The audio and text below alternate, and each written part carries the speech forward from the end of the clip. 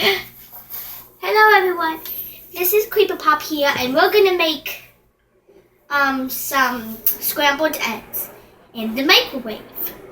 So what you need is a measuring cup, a microwave safe bowl, some milk, and as much eggs as you want. It depends on the serving size that you want. So just stop cracking the egg. Make sure you don't get it anywhere. I'm probably gonna fail at this now. Yeah, see? Okay. Now you just wait. Okay, so now that you have that, you might want to get a spoon and a fork.